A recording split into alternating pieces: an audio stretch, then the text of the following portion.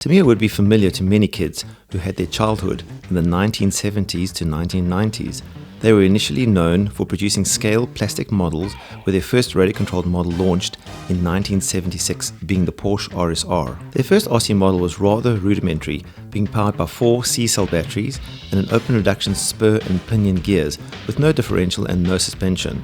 Fast forward 5 years to 1981, and Tamiya launches their first 3-speed model in the shape of a Toyota 4x4 pickup, which was modeled after the full-sized variant. This was a huge leap in complexity and scale realism from where they had started. These early 3-speed kits from Tamiya, as they are affectionately called, have become very collectible and valuable, with shelf queen examples fetching many thousands of dollars, and north of that for new in-box examples. I acquired my Hilux back in 2011 after being introduced to 3-speed pickups from the owner at a local hobby shop. Other models include the Blazing Blazer and Bruiser.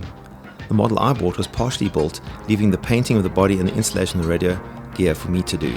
To my surprise, the sticker sheets had lost the adhesive property, and the solution came in the form of super thin, clear, double-sided tape. The tires on older models do deteriorate over time, and I managed to find an enterprising soul making reproduction tires. These tires are unique to this early Hilux model.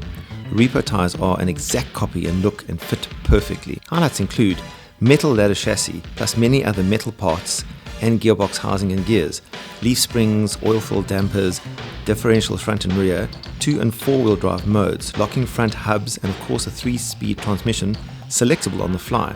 A true premium model to build and enjoy. The original 6-volt 4000 mAh battery still charges and gives a reasonable amount of runtime even to this day.